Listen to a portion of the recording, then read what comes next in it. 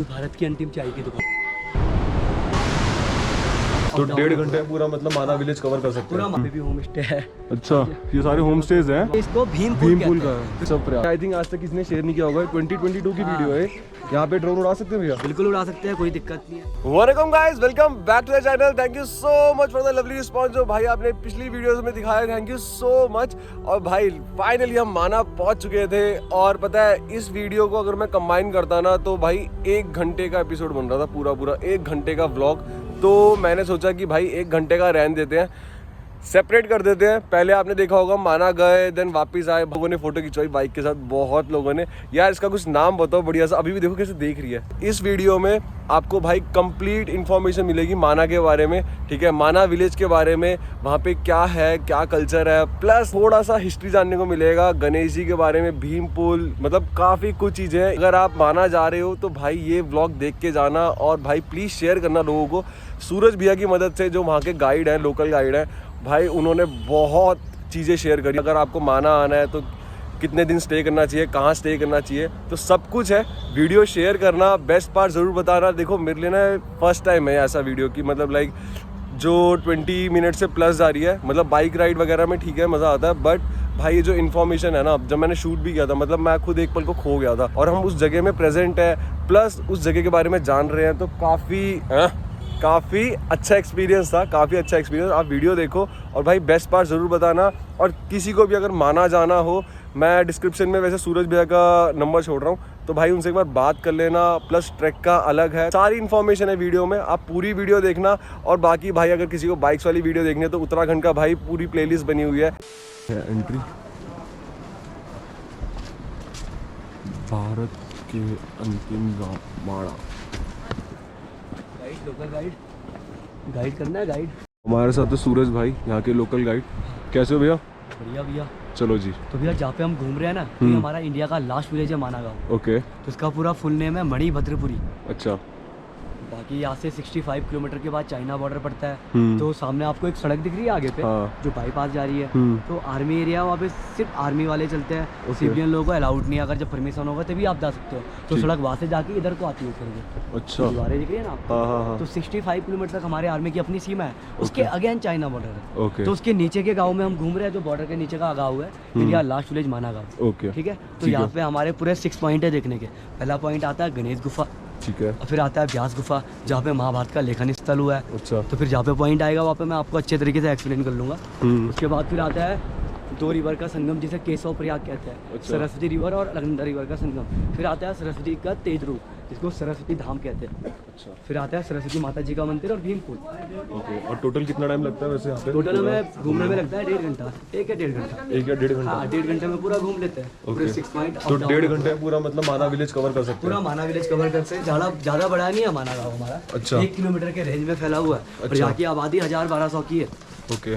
और बाकी यहाँ पे जो भी चीजें दिख रही है ना, मैं वही बता रहा हूँ, जहाँ पे जो भी चीजें दिख रही है ना, ये सारी लोकल हैंडमेड है। सारी हाथ से बुन के बनाते हैं। अच्छा। तो यहाँ पे हम ओनली 6 मंथ रहते हैं। अच्छा। 6 मंथ के बाद जब यहाँ पे स्नो पड़ेगी ना 4-5 फीट, तो ये पूरा गांव कवर कर लेता है बर्फ से। तो 6 मंथ के बाद फिर 6 मंथ के बाद हम अपने दूसरे गांव में चले जाते हैं, चमोली डिस्ट्रिक्ट गोपेश्वर में। अच्छा। वहाँ पे फिर अपना कोई हैंड वर्किंग का काम स्टार्ट करते हैं। यहाँ पे आने की तैयारी करते हैं। अच्छा, सही है। और यहाँ पे मौसम कैसा रहता है? मौसम ठीक है, ऐसे ही ठंडा मौसम। हाँ, बारिश होती है तो बर्फबारी होती है। और बाकी ये पेंटिंग दिख रही है ना आपको सामने? हाँ। ये 5 पांडवों की पेंटिंग है। उसके बाद जब यहाँ पे स्नो पड़ती है ना, तो फिर यहाँ पे जब बद्री विशाल जी के कपाट बन जाएंगे, बद्रीनाथ जी के जब कपाट बन जाएंगे, फिर यहाँ पे 4-5 फीट बर्फ पड़ेगी। और फिर यहाँ पे कोई टूरिस्ट नहीं आएंगे, तो फिर हम यहाँ पे रह के करेंगे क्या भैया? तो इसलिए दूसरे गाँव में चले जाते हैं। हमारे 2 होम है। ओके। 6 मंथ यहाँ पे रहते हैं और 6 मंथ के बाद अपने दूसरे होम टाउन में चले जाते हैं, चमोली डिस्ट्रिक्ट गोपेश्वर में। यहाँ पे आ जाओ। तो सामने पे जो मंदिर दिख रहा है आपको, ये हमारे गांव के कुल देवता का मंदिर है। इनका नाम है क्षेत्रपाल घंटागण। अच्छा। तो ये बद्री विशाल जी के रक्षापाल है। आपने बद्रीनाथ जी के दर्शन किए? उन्हीं के आपने परिक्रमा किया मंदिर का? घूमे ना मंदिर के साइड से, तो वहाँ पे एक छोटी सी मंदिर देखी जिसपे लिखा होगा क्षेत्रपाल घंटागण। नोटिस किया आपने ये बात? तो ये बद्री विशाल जी के रक्षापाल है। तो ये मंदिर भी उन्हीं की है। और हमारे कुल देवता, इनका नाम है क्षेत्रपाल घंटागण महावीर योग गुरु। और बाकी ये जो दिख रहा है सामने पे आर्मी कैंप है। और इधर ITBP कैंप है, 2 कैंप है। एक ITBP कैंप है और इधर इंडियन आर्मी है। ITBP का फुल फॉर्म है इंडियन तिब्बत बॉर्डर पुलिस, और इधर इंडियन आर्मी। तो ये पूरे 12 मंथ रहते हैं यहाँ पे। अच्छा, हम लोग जब चले जाते हैं ना 6 मंथ के बाद, ये बेचारे यहाँ पे माइनस डिग्री में भी रहते हैं, इनको रहना पड़ेगा अभी, तभी तो हमारा गाँव सेफ रहेगा। क्योंकि 65 किलोमीटर के अगेन चाइना बॉर्डर पड़ता है। पहले वहाँ पे 65 किलोमीटर के बाद तिब्बत था। अच्छा, इस बात को लगभग 66 या 67 ईयर्स हो चुके हैं, तो इसलिए चाइना ने तिब्बत को अपने कब्जे में ले लिया, इसलिए हम वहाँ पे नहीं जाते हैं। अब उसको तिब्बत नहीं बोलते हैं, वो चाइना के अंडर में है ना। अच्छा, इसलिए आधा तिब्बती लोग देहरादून में शिफ्ट है और आधा बद्रीनाथ में शिफ्ट है, धर्मशाला में भी है, और बाकी हमारे गांव में भी मिक्स है। जो ये भोटिया ब्रीड है ना, जो यहाँ के लोकल कल्चर है हमारा, जो हम लोगों को बोलते हैं भोटिया कहते हैं। तो भोटिया का ये तो कौवे होते हैं ना, उनकी दूसरी ब्रीड है। कौवे में एक ब्रीड आती है, हाँ, इनकी येलो चोच है। येलो चोच, इनकी आवाज़ भी अलग है। अलग है, ये कौवे नहीं है, कौवे की एक दूसरी ब्रीड होती है। अच्छा, वो यही होती है पहाड़ों में, हाँ, ठंडे इलाकों में होती है ज़्यादा ना, क्योंकि ठंडे इलाकों में सर्वाइव करते हैं। और एक बात बताओ सूरज जी, अगर किसी को जैसे यहाँ आना हो, माना आना हो, तो बेस्ट जगह क्या है आने के लिए? पहले बद्रीनाथ है, क्योंकि सबसे बड़ा धाम बद्रीनाथ है। और सबसे पास भी है। फिर है इंडिया का लास्ट विलेज जहाँ पे अभी हम घूम रहे हैं, माना विलेज। जैसे बद्रीनाथ आते हैं तो माना गांव में भी आना चाहिए, क्योंकि ये इंडिया का लास्ट गांव है। इससे आगे हमारा इंडिया का कोई विलेज नहीं है, इससे आगे इंडिया और चाइना का बॉर्डर है। और फिर इसी गांव से 5 पांडव लोग स्वर्ग की तरफ गए हैं, और इसी गांव में सरस्वती रिवर देखने को मिलती है। और इसी गांव में महाभारत का लेखन स्थल भी हुआ है। महाभारत होने से पहले भी लिखा गया है देवताओं की द्वारा। अब एक बात बताओ, जैसे किसी को आना हो, किसी टूरिस्ट को आना हो, लोग सोचते हैं कि चलो ठीक है बद्रीनाथ हम जाते हुए कर लेंगे। यहाँ पे कुछ स्टेज वगैरह का है क्या? हाँ, होम स्टे का है, होम स्टे है। बाकी जो यहाँ की हाइट है हमारी 10,133.5, ये सी लेवल से हमारी, जो माना था समुद्र तल से ऊंचाई है। ओके, तो यहाँ पे होम स्टेज भी है? मतलब होम स्टे हर जगह पे अवेलेबल है। और क्या प्राइसेस रहता है उनका वैसे? सबके अलग अलग चार्जेस है भैया। फिर भी एक मतलब ये मान लो आप 1000 से स्टार्ट है। 1000 स्टार्ट है? हाँ, ठीक है। बाकी फैसिलिटी से ठीक मिलती है। ओके, सब कुछ अटैच रहता है, बाथरूम। अच्छा, मतलब माना विलेज में भी आके स्टे कर सकते हैं? हाँ, यहाँ पे आके स्टे कर सकते हैं। जैसे कई लोगों को पता नहीं लग जाता है। नहीं, कई लोगों को पता भी नहीं है कि इस बारे में ना कि वहाँ पे आके स्टेज वगैरह है या नहीं है, क्योंकि हर किसी को लगता है कि मार्केट्स हैं, अंदर मंदिर है, ये सब चीज़ है। हाँ जी, हाँ जी। तो इस बारे में कुछ शेयर करना चाहते हो इन्फॉर्मेशन स्टेज वगैरह के बारे में? किसको पता नहीं चलता है, तो जैसे नई जगह पे आते हो, भले आपको लगता है कि वहाँ पे स्टे का होगा नहीं होगा, तो एक बार पता कर लेना चाहिए किसी से पूछ के कि भैया यहाँ पे स्टे वगैरह का है। तो फिर जैसे वो बता लेते हो तो फिर समझ जाते हैं। यहाँ पे हर जगह पे स्टे है। यहाँ पे भी जैसे देखो एक होम स्टे है, जो हमारे प्रधान जी है, उनका भी होम स्टे है यहाँ पे। अच्छा, जो हमारे गाँव के प्रधान है। चार्जेस मतलब नॉर्मली है, मतलब 1000 रुपीज है? 1000 रुपीज से स्टार्ट है। बाइक अपनी बाहर खड़ी हो जाएगी? बाइक या गाड़ी बाहर? बाइक तो पार्किंग में स्टार्ट हो जाएगी, जहाँ पे माना गाँव की पार्किंग। वहाँ पे हमसे 20 रुपए नहीं सकता है। वहाँ पे हमसे 20 रुपए लेते हैं पार्किंग के। हाँ, वो गाँव ये होता है ना, बाइक की सेफ्टी वगैरह होती है। और आप अपना हेलमेट वगैरह कुछ भी हो तो यहाँ पे भैया सूरज जी से मिलोगे तो सूरज जी रखवा दें कहीं ना कहीं, ठीक है? जी जी। तो सारा मतलब यही है कि हैंडलूम सारा लोकल हैंडमेड है। देखो ना, जैसे ये बना रहे हैं, ये लोकल हैंडमेड है। और ये जो बन रहा है, ये जो ये धागे हैं, ये धागे निकलते हैं पहाड़ी हेयर्स। जो पहाड़ी बकरी होते हैं ना, उनके हम हेयर्स काटते हैं। अच्छा, तब जाके उन पे कलर करते हैं, तब जाके हैंड वर्क करते हैं। ये सारा लोकल हैंडमेड है, जिसे ऊन कहते हैं। हाँ, ऊन कहते हैं। ये सारे ऊन के कपड़े, ये सारे जो भी दिख रहे हैं सामने पे। हमारा पहले प्लान माना का ही था, बट हम थोड़े से कंफ्यूज थे कि यार यहाँ पे जगह है या नहीं है रुकने के लिए। तो इसलिए हम पहले केदारनाथ गए, मतलब वो तो एकदम से बन गया प्लान हमारा।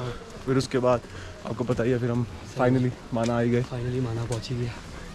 वो ना बहुत अलग खुशी मिलती है, वो बाहर बोर्ड देखते ना। सही बात है। पहला पॉइंट है गणेश गुफा, फिर आता है ब्यास गुफा, फिर आता है केशव प्रयाग सरस्वती अलकनंदा का संगम, फिर आता है सरस्वती धाम। सरस्वती धाम का मतलब होता है जहाँ से सरस्वती रिवर तेजी से आ रही है। उसके बाद आता है भीम पुल, जहाँ से पांडव लोग स्वर्ग की तरफ बढ़े। ठीक है। उसके बाद जो छठवां पॉइंट है वो सरस्वती माता जी का टेम्पल है, वो हाल ही में बना है, तो इसलिए उसके बारे में लिखा नहीं गया। तो पहला पॉइंट आता है हमारा गणेश गुफा। जब भी पूजा आरती होती है गणेश जी की होती है, तो शुरुआत हम गणेश जी से करते हैं। इधर जाएंगे अभी हम, आ जाओ। फिर उसके बाद जाएंगे ब्यास गुफा। ठीक है, तो अभी जा रहे हैं हम गणेश गुफा। हाँ, तो फिर मैं आपको गणेश जी और वेद व्यास जी की हिस्ट्री बताऊंगा कि ये गुफाएं में क्या हुआ है। ठीक है, ठीक है भैया। काफ़ी कुछ जानने को मिल रहा है सूरज जी की मदद से। सच में अगर हम आते, थोड़ी बहुत चीज़ें कवर करते, उसके बाद चले जाते। वही हो ना, जब भी इतना कंप्लीट नॉलेज ना, इतना कंप्लीट नॉलेज हमें भी नहीं पता। जब भी नई जगह में आते हो, अगर आपको कंप्लीटली नॉलेज चाहिए और हर पॉइंटों की हिस्ट्री वगैरह चाहिए, जितना गूगल्स में भी नहीं होता है, जितना वहाँ के लोकल गाइड बताते हैं, तो इसलिए गाइडों को करना जरूरी होता है, तभी जाके आपको पॉइंटों के बारे में एक्सप्लेन होता है। ये आ गया हमारा पहला पॉइंट। तो भैया यहाँ पे आ जाइए, अभी हम इसके अंदर बैठे के मैं आपको इनके बारे में एक्सप्लेन करूँगा। तो ये आ गया हमारा पहला पॉइंट, ठीक है। श्री गणेश गुफा। ठीक है। तो माणा गांव का फुल नेम भी लिखा है मणिभद्रपुरी। और यहाँ पे लिखा था 18 Indian epic Purana and Mahabharata was composer here. तो इसी गुफा में बैठ के गणेश जी ने महाभारत लिखी है। अच्छा। और ऊपर गुफा है व्यास गुफा की, वेद व्यास जी की। तो वेद व्यास जी महर्षि है, उनका पूरा रियल नेम है श्री कृष्ण द्वैपायन। तो उनका नाम वेद व्यास तब पड़ा है जब उन्होंने इसी माना गांव में एक वेद के 4 वेद बनाए। पहले एक ही वेद था, वो था ऋग्वेद, और वो बनाया था श्री ब्रह्मा जी ने। तो उस टाइम पे हमारे ऋषि मुनियों को पूजा करने में काफी ज्यादा दिक्कत होती थी, तो इसलिए वेद व्यास जी ने ऋग्वेद के साथ उसी ऋग्वेद से 3 वेद और बनाया। उन्होंने बनाया श्याम वेद, यजुर्वेद, फिर अथर्ववेद, इसलिए उनका नाम पड़ा है वेद। और व्यास मतलब होता है जो ज्ञान देता है, और उन्हें बचपन ही से ज्ञान था, तो इसलिए उनका नाम पड़ा है व्यास, इसलिए उनका नाम हो गया वेद व्यास। वरना उनका नाम था श्री कृष्ण द्वैपायन। और वो हमारे श्री कृष्ण जी के 17वां अवतार है, 17 अवतार है, ठीक है, बद्री विशाल जी के। तो उन्होंने पहले ही कल्पना कर ली थी यहाँ पे कि महाभारत होने वाली है, तो इस गांव में महाभारत होने से पहले लिखा गया। तो वेद व्यास जी ने पहले कल्पना कर ली थी महाभारत के लिए कि महाभारत होने वाली है, तो इसलिए वेद व्यास जी को 17 पुराण लिखने थे महाभारत के, तो इसलिए उनको लिखने के लिए एक फास्ट लेखक की जरूरत थी। तो इसलिए वेद व्यास जी ने गणेश जी का यज्ञ किया, क्योंकि हमारे देवताओं में सबसे अच्छे लेखक गणेश जी। तो तब जाके वो गणेश जी का यज्ञ करते हैं, फिर गणेश जी प्रकट होते हैं। गणेश जी कहते हैं बताओ वेद व्यास जी क्या बात है। तो वेद व्यास जी कहते हैं गणेश जी मुझे महाभारत लिखनी है जो फ्यूचर में होने वाली है, उसके बारे में मैंने कल्पना की है, भविष्यवाणी की है, इसलिए मुझे लिखने के लिए आपकी जरूरत है, क्योंकि आप फास्ट लेखक हो, इसलिए मैंने आपका यज्ञ किया, इसमें आप मेरा साथ दो। तो गणेश जी कहते हैं ठीक है वेद व्यास जी, मैं आपका साथ दे दूंगा, पर मेरी लिखने से पहले एक शर्त है, मेरी एक कंडीशन है लिखने से पहले। फिर वेद व्यास जी कहते हैं बताओ आपकी क्या कंडीशन है। तो गणेश जी कहते हैं मेरी कंडीशन ये है, जब आप महाभारत की रचना करोगे तो आपको कंटिन्यू बोलना है, आपने कहीं पे ब्रेक नहीं लेना है, आपने रुकना ही नहीं है। जैसे अगर आप बोलते बोलते रुक गए तो मैं लिखना छोड़ दूंगा, ऐसी शर्त थी गणेश जी की। और जो मैं आपको बातें एक्सप्लेन कर रहा हूँ ये 5330 ईयर्स ओल्ड पहले की बात है, यानी 5330 साल पुरानी बातें हैं जो मैं आपको एक्सप्लेन कर रहा हूँ। तो इसलिए गणेश जी ने ऐसी शर्त रखी थी। जब गणेश जी ने ऐसी शर्त रखी तो वेद व्यास जी में हमारे कृष्ण जी के 17वां अवतार है, उन्होंने पहले कल्पना कर लिया महाभारत के बारे में, और उन्होंने एक वेद के 3 वेद और बनाया। तो लगा लो कितने बड़े माइंडेड हो गए। और गणेश जी चतुर है तो वो भी चतुर है। जब गणेश जी ने अपनी शर्त बताई तो उन्होंने भी अपनी शर्त बताई। उन्होंने कहा गणेश जी मेरी भी एक शर्त है। फिर गणेश जी कहते हैं बताओ वेद व्यास जी आपकी क्या शर्त है। तो वेद व्यास जी कहते हैं मेरी भी शर्त है, जब मैं भी महाभारत की रचना करूँगा तो मैं भी जब महाभारत की रचना करूँगा तो मैं भी एक लाइन को एक ही बार बोलूँगा, उसको रिपीट नहीं करूंगा। अच्छा। और आपको उसको सुन के और समझ के लिखना है, बल्कि उस लाइन का आपको अर्थ भी ढूंढना है, मैं आपको अर्थ भी नहीं बताऊंगा। अच्छा। तो इसलिए वेद व्यास जी ऊपर गुफा से, यहाँ से 200 मीटर व्यास गुफा है, तो वहाँ से बैठ के वेद व्यास गुफा से वेद व्यास जी महाभारत बोलते थे, और इस गणेश गुफा में बैठ के गणेश जी महाभारत लिखते थे। ये मंदिर का डेकोरेट गवर्नमेंट के थ्रू हुआ है, ये खाली गुफा है। अभी जब आप अंदर जाओगे ना और 3 बार आपको परिक्रमा करना है गुफा का, तब आप समझ जाओगे ये डेकोरेट गवर्नमेंट के थ्रू हुआ है, पहले गुफा ही थी ये। ठीक है। तो उसके बाद वेद व्यास जी महाभारत बोलना स्टार्ट किया ऊपर से वेद व्यास गुफा से, और यहाँ पे गणेश जी लिखते थे मनी मन से, जिसे हम टेलीपैथी कहते हैं। मनी मन से वेद व्यास जी बोलते थे, मनी मन से गणेश जी लिखते थे। और जिसपे गणेश जी ने लिखी थी होती भोजपत्र। एक पेड़ होता था पेपर ट्री का, पहले के टाइम पे बुक नहीं होती थी भैया, तो उस टाइम पे एक भोजपत्र होता था, एक पेड़ होता है पेपर ट्री का, उसकी लियास काट के उस पर लिखा जाता था। तो उस पर गणेश जी ने महाभारत लिखी थी, और जिससे लिखी थी वो पेन थी मयूर कलम। पहले के टाइम पे पेन भी नहीं थी, पहले के टाइम पे होती थी मयूर कलम। और जब लिखते लिखते गणेश जी की कलम टूट चुकी थी ना, तो गणेश जी के पास इतना टाइम नहीं था कि वो दूसरी कलम लेके आए। तो फिर गणेश जी को वो बात याद आती है जो बचपन में उनसे एक घटना हो जाती है, जब उनके पिताश्री से मिलने परशुराम जी जाते हैं। और मैं आपको बैक में ले जा रहा हूँ, गणेश जी के बैक में ले जा रहा हूँ, जब गणेश जी के साथ जो हादसा हुआ था, जब गणेश जी के पास उनके पिताश्री से मिलने परशुराम जी जाते हैं, तो गणेश जी परशुराम जी को जाने नहीं देते आगे। तो इसलिए परशुराम जी गुस्से में आके गणेश जी का दांत तोड़ते हैं, तब जाके उनका एक दांत टूटता है। और जब उनको पता चलता है कि गणेश जी तो भोलेनाथ जी के पुत्र है, तो वो अपनी गलती एक्सेप्ट करते हो, कहते हैं गणेश जी मुझसे गलती हुई है, पर मैं आपका टूटा हुआ दांत जोड़ तो नहीं पाऊंगा, पर मैं आपको इतना कहूँगा कि आपका जो टूटा हुआ दांत है ये आपका व्यर्थ नहीं जाएगा, वेस्ट नहीं जाएगा, इसको आप फेंकना मत, इसको आप संभाल के रखिएगा। तो इसीलिए गणेश जी ने उसी दांत से महाभारत लिखी थी इसी गुफा में बैठ के। अच्छा। इसीलिए उनको एक दंतु दयावान भी कहा जाता है। अच्छा। तो उसके बाद फिर आपने सुना होगा सरस्वती रिवर के बारे में, इसी गांव में निकलती है, इसी गांव में शांत हो जाती है, इसके बाद सीधा दिखती है इलाहाबाद में। अच्छा। जहाँ पे 3 नदियों का संगम है, गंगा जमुना सरस्वती का, पर वहाँ पे भी फेस टू फेस नहीं दिखती है, वहाँ पे भी अंडरग्राउंड है।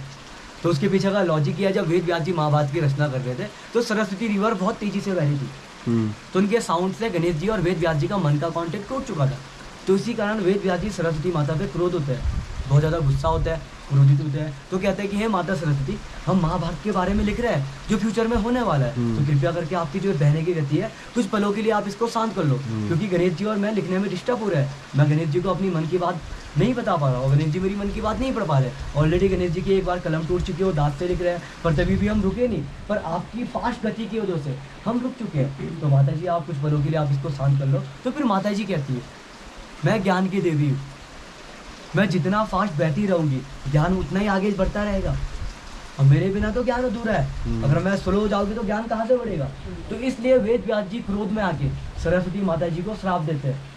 वो कहते हैं कि सरस्वती माता जी मैं आपको श्राप देता हूँ कि आप इसी गांव में स्टार्ट होगे और इसी गांव से आगे जाके आप पाताल लोक में लुप्त हो जाओगे। तो जहाँ से स्टार्ट होती है वो पॉइंट है सरस्वती धाम, ओके। और जहाँ पे शांत होती है वो पॉइंट है केशव प्रयाग, सरस्वती अलकनंदा का संगम। आते आते बिल्कुल शांत हो जाती है, गायब नहीं होती है। तो ऐसा वेद पुराणों में लिखा गया हो कि वो वहाँ पे उसका लुप्त है, यानी तेजी से नदी आ रही है, बिल्कुल बिल्कुल शांत हो जाती है। तो उसके पीछे का लॉजिक ये है, अगर वेद व्यास जी सरस्वती माता जी को पूरा गायब कर लेते हैं ना भैया, तो आने वाले फ्यूचर में हम सारे लोग अज्ञानी होते। अच्छा। आने वाले जनरेशन में हम सारे लोग अज्ञानी होते हैं, क्योंकि ज्ञान वही से निकलता है। तो इसलिए वेद व्यास जी ने उनका आधा पानी पाताल लोक में लुप्त किया है जो श्राप के कारण है, और आधा पानी उनका अलकनंदा में मिक्स है जो ज्ञान के थ्रू है। और हमारे पूरे पहाड़ों में 5 प्रयाग है। पहला प्रयाग आता है जब आप आते हो ऋषिकेश से, देव प्रयाग, उसके बाद आता है रुद्र प्रयाग, फिर आता है कर्ण प्रयाग, फिर आता है नंद प्रयाग, फिर आता है विष्णु प्रयाग, और ये 6वां प्रयाग है जो मैं आपको अभी दिखाऊंगा। व्यास गुफा के बाद जो 3 पॉइंट आएगा हमारा वो आता है केशव प्रयाग, सरस्वती अलकनंदा का संगम। फिर उसके बाद मैं आपको 3 साइड सीन भी दिखाऊंगा, नर पर्वत, नारायण पर्वत और माता मूर्ति टेम्पल। फिर उसके बारे में हिस्ट्री वगैरह एक्सप्लेन करूंगा। तो उसके बाद वेद व्यास जी ने सरस्वती माता जी को श्राप दिया और गणेश जी से अपने 17 पुराण महाभारत के कंप्लीट कराए। और जो 18 पुराण दिख रहा है ना आपको, जो लिखा है 18, ये 18 तब लिखा गया है जब वेद व्यास जी ने 17 पुराण लिख लिए थे ना महाभारत के। तो उसके बाद वेद व्यास जी को आत्मसंतुष्टि नहीं मिली, तो सरस्वती नदी के किनारे जाके बैठ गए, उदास हो गए। गणेश जी ने तो अपना 17 पुराण कंप्लीट करके साइड हो गए थे। तो उसके बाद वेद व्यास जी सरस्वती नदी के किनारे बैठ गए, जिस सरस्वती नदी को वेद व्यास जी ने श्राप दिया था। फिर वहाँ पे नारद मुनि जी आते हैं, नारद मुनि जी प्रकट होते हैं, वेद व्यास जी को अपना दर्शन देते हैं। फिर वेद व्यास जी को कहते हैं कि वेद व्यास जी आप इतना उदास क्यों हो रहे हो। फिर वेद व्यास जी कहते हैं नारद मुनि जी को कि नारद मुनि जी मैंने एक वेद के 3 वेद और बना लिए, उसके बाद मैंने महाभारत होने से पहले 17 पुराण गणेश जी से लिखवा लिया। उसके बीच में जो हमें डिस्टर्ब कर रही थी सरस्वती रिवर, जो ज्ञान की देवी, मैंने उनको भी श्राप दे दिया, पर अभी भी मेरे मन को शांति नहीं मिल रही है। अब आप बताओ मैं किसकी रचना करूँ। तो फिर नारद मुनि जी कहते हैं वेद व्यास जी को कि वेद व्यास जी अभी आपने उसकी रचना नहीं की है जिससे मन शांत होता है। अब आप 18 पुराण श्री कृष्ण भगवान जी की श्रीमद् भागवत लिखो, तब जाके आपके मन को शांति मिलेगी। इसलिए वेद व्यास जी ने 18 पुराण श्रीमद् भागवत है, 17 पुराण है महाभारत और 18 पुराण है श्रीमद् भागवत, और वो लिखी थी उन्होंने अपने बेटे सुखदेव मुनि जी के साथ और वल्लभाचार्य जी के साथ बैठ के। ठीक है, इसीलिए कहा जाता है जिसके मन में अशांति हो तो उसे भागवत ज्वाइन करना पड़ता है। हाँ, अब आप अंदर दर्शन कीजिए, इसके बाद हम व्यास गुफा चलेंगे। ये वेद व्यास जी की और गणेश जी की हिस्ट्री थी। ठीक है भैया, आप चलोगे अंदर? मैं डेली जाता हूँ भैया, मेरा काम है दर्शन कराने का, आप दर्शन कीजिए। बाकी जो एक्सप्लेन करना था मैंने दोनों गुफा का एक्सप्लेन यहीं से कर दिया, क्योंकि दोनों हिस्ट्री एक दूसरे से जुड़ी है, वेद व्यास जी की, गणेश जी की। यहाँ से भी अंदर तो रिकॉर्डिंग ऑन नहीं होगी ना? बाहर कर लेना। नहीं नहीं ठीक है, यहाँ से अंदर जाएंगे, यहाँ से चलते अंदर। तो व्यास गुफा के बगल पे इंडिया लास्ट टी शॉप है। अच्छा, जो भारत की अंतिम चाय की दुकान। हाँ, व्यास गुफा के बगल पे ही है। पहले व्यास गुफा जी के दर्शन करेंगे, हाँ, है ना, उसके बाद तब अंतिम चाय की दुकान की फोटो वगैरह या वीडियो बना लेंगे। ठीक, कुछ ऐसा व्यू।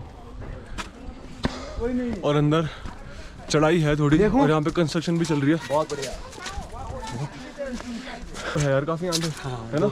आप तो डेली करते होगे यार सूरज जी। मैं तो अभी मान लो एक दिन में 5 चक्कर मार ही लेता हूँ। 5 चक्कर?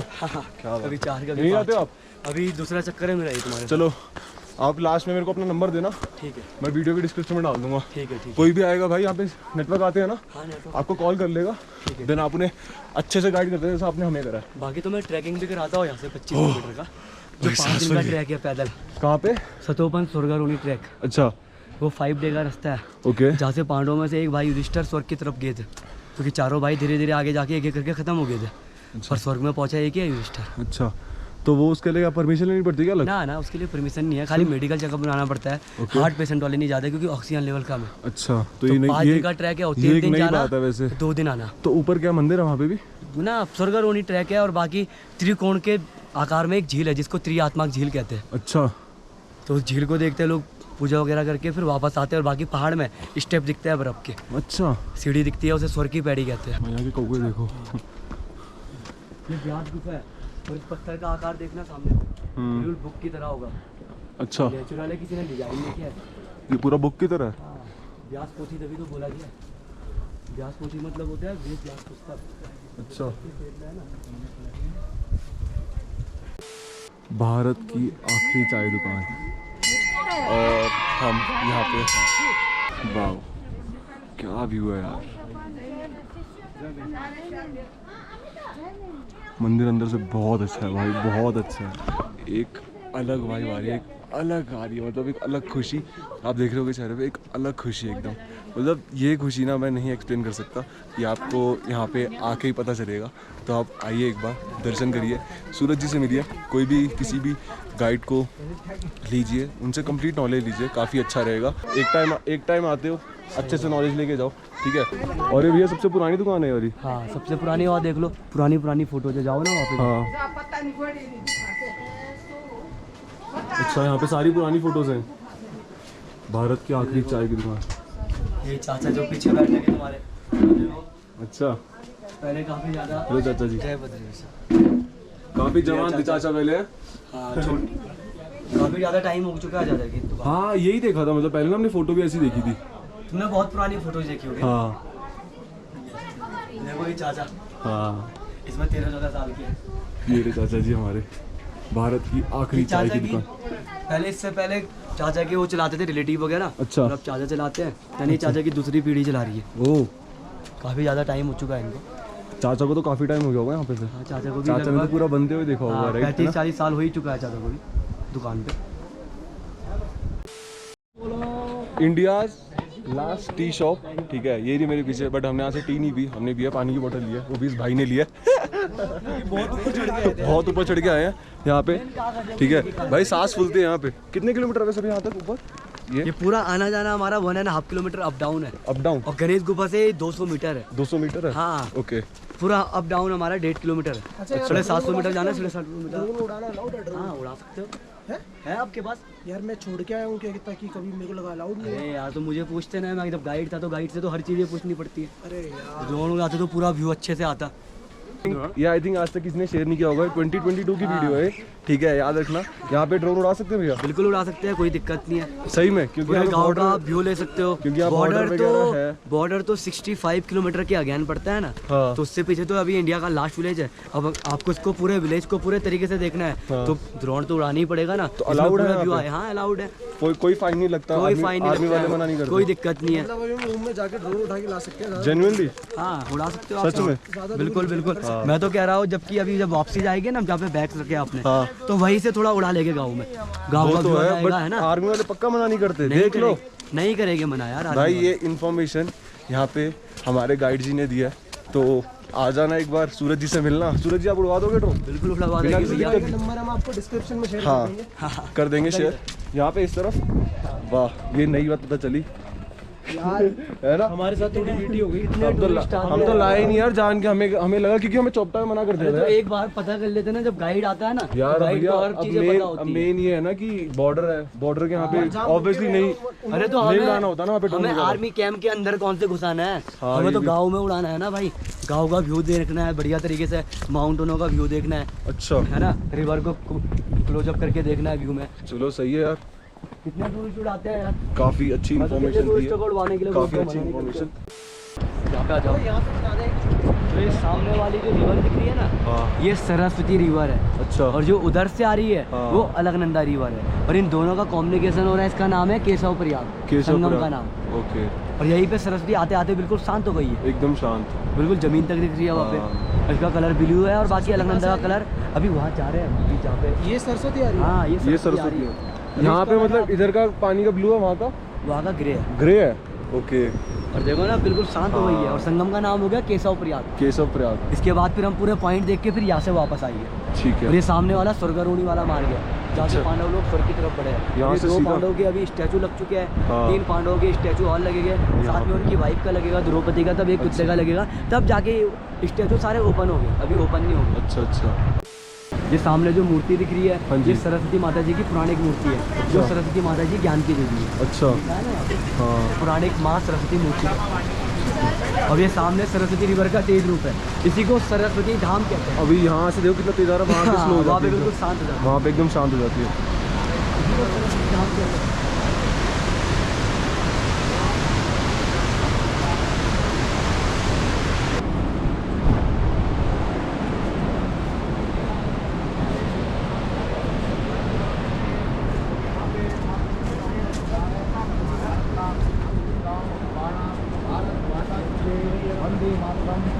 पांडवों का महाभारत का युद्ध हो गया था कुरुक्षेत्र में, उसके बाद पांडवों को मोक्ष की तलाश थी, अच्छा यानी उनको स्वर्ग की तलाश थी। तो 5 पांडव, उनकी वाइफ द्रौपदी, साथ में एक कुत्ता, तो 5000 साल पहले इसी गांव के रास्ते स्वर्ग की तरफ किया है। अच्छा। और जो ये भीमपुल है, भीमपुल का नाम भीम से जुड़ा है। तो जब 5 पांडव लोग यहाँ से स्वर्ग की तरफ बढ़ रहे थे तो यहाँ पे सरस्वती रिवर बहुत ज़्यादा फास्ट थी। तो उसके नदी के बहाव को देख के 5 पांडव की जो वाइफ है द्रौपदी, वो नदी के बहाव को देख के घबरा गई थी। तब जाके भीम ने एक विशाल पत्थर नदी के ऊपर डाला है, अच्छा तभी से इसको भीमपुल भीमपुल कहते हैं, का है। क्योंकि भीम के पास 10,000 एलिफेंट का पावर था।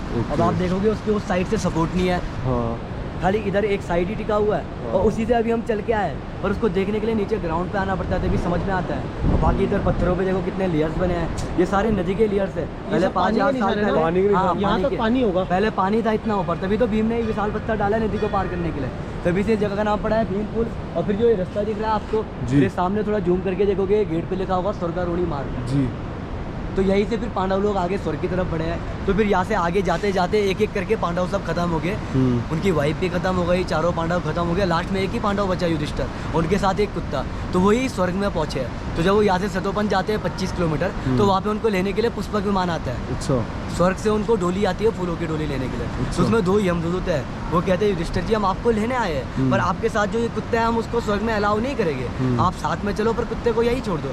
तो युधिष्ठिर जी कहते हैं अगर मेरा कुत्ता मेरे साथ नहीं जाएगा तो मैं भी नहीं जाऊँगा, क्योंकि मेरे चारों भाइयों ने साथ छोड़ दिया है, मेरी वाइफ द्रौपदी ने साथ छोड़ दिया, पर इस कुत्ते ने मेरा साथ नहीं छोड़ा है। तो इतनी सी बात पे कुत्ता अपने असली रूप में आता है, वो एक्चुअली में यमराज ही थे। अच्छा वो युधिष्ठिर जी की परीक्षा ले रहे थे।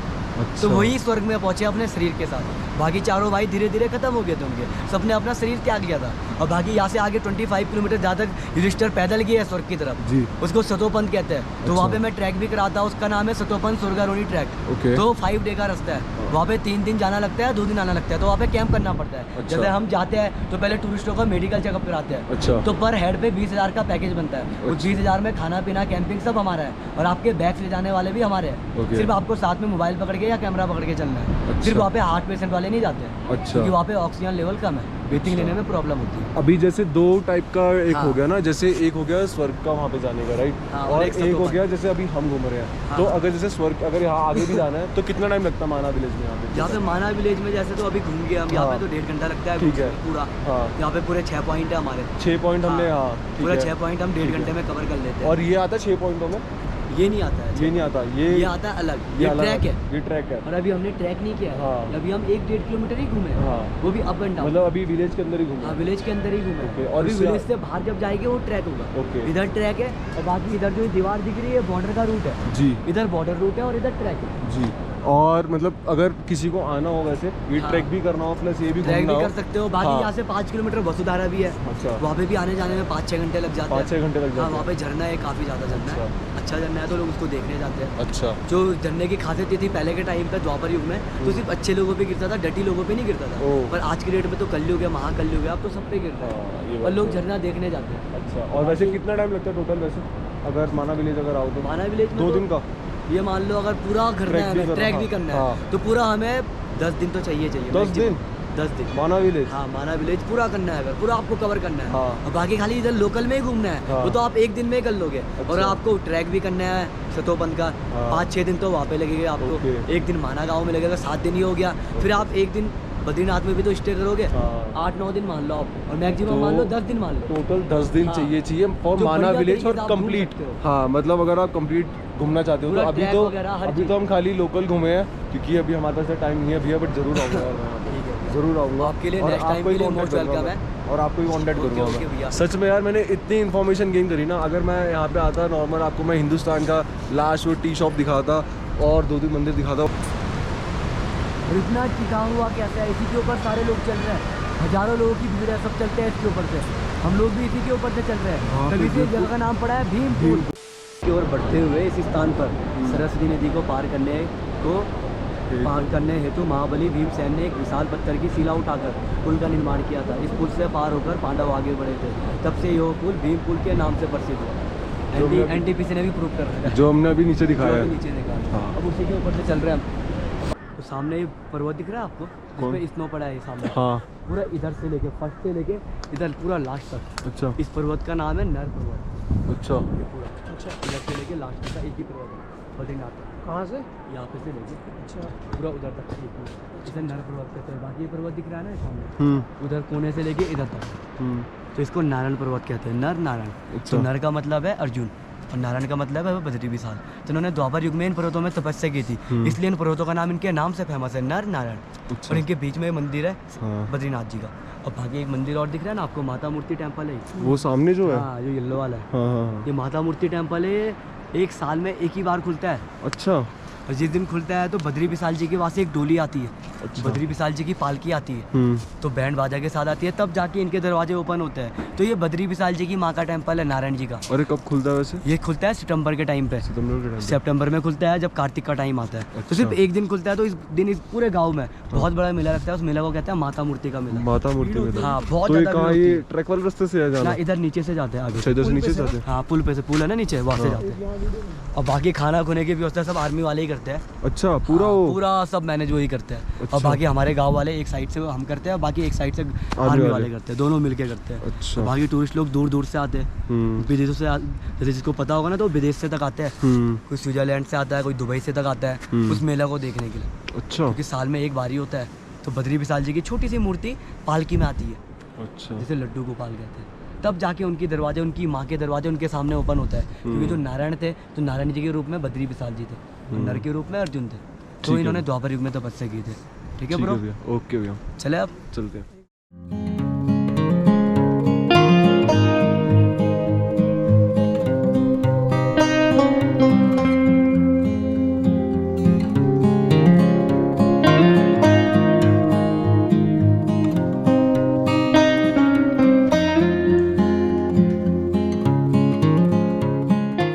ये हमारे कुल देवता का मंदिर है, इसका नाम है क्षेत्रपाल घंटाखंड।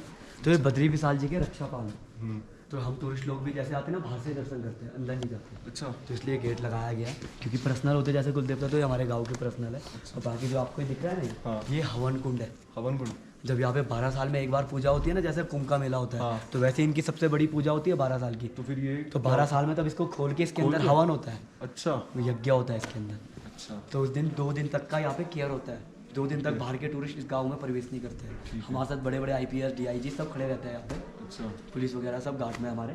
तो किसी को अंदर नहीं आने देते 2 दिन तक बाहर के टूरिस्ट। और हम भी बाहर नहीं जाते। अगर हम भी बाहर चले गए गाँव तो से अंदर बाहर नहीं नहीं जाते आप लोग? हाँ, अगर हम भी चले गए तो फिर अंदर नहीं आ पाएंगे 2 दिन। अच्छा, नियम होता है ना। ठीक है, ठीक तो 12 साल में एक बार पूजा होती है। और इसको पैक इसलिए किया जाता है क्योंकि ये स्वच्छ है।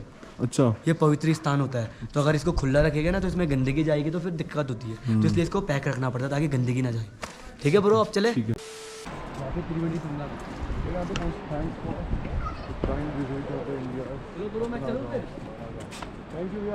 तो गाइज यहाँ खड़ी है बाइक हमारी, तो घुमाया हमें, मिलते हैं नेक्स्ट गले टाइम के मिलो लिए। आप, गले मिलो। थैंक यू सो ठीक है, मच। bye तो गाइज आपने माना के बारे में भाई कंप्लीट इन्फॉर्मेशन, ये वैसे मेरा अलग ब्लॉग है। खैर बाइक तो हम चलाते ही सही हैं, बात ठीक है, है। बड़े माना विलेज के बारे में भाई जितना इन्होंने इतने अच्छे से बताया, मेरे को भी नहीं पता था।